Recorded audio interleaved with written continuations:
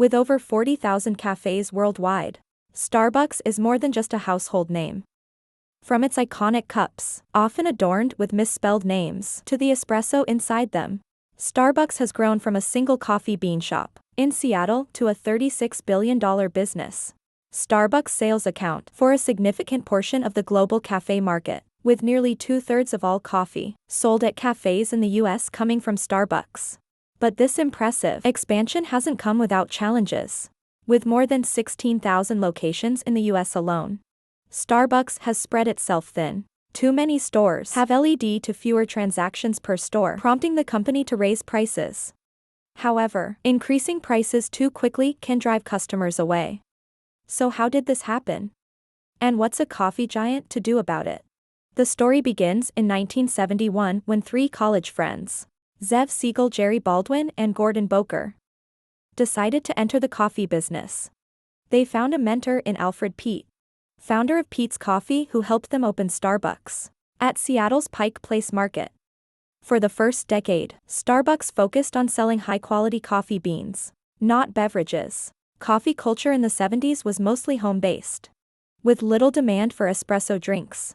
This changed with the hiring of Howard Schultz as director of marketing and sales. In 1983, Schultz traveled to Italy and returned with the idea of turning coffee bean stores into cafes. Starbucks served its first latte the next year, and the experiment was a success.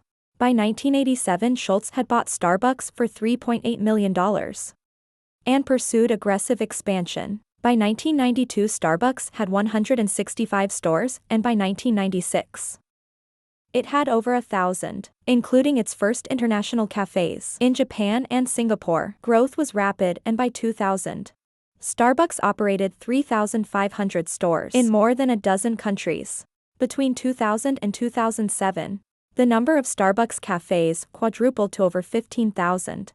However, the 2007 financial crash halted this rapid growth, and Starbucks stock price plummeted.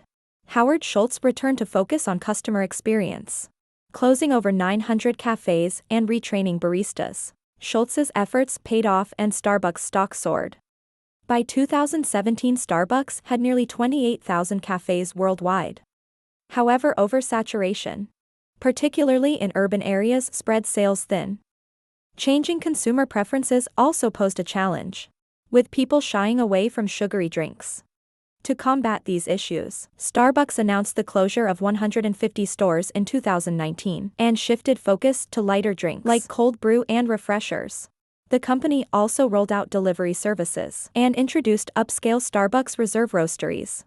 These massive 20,000 square foot stores are designed to be tourist destinations, where baristas experiment with different brewing methods and craft new beverages. The Shanghai Roastery, for example, made an average of $64,000 daily in its first weeks.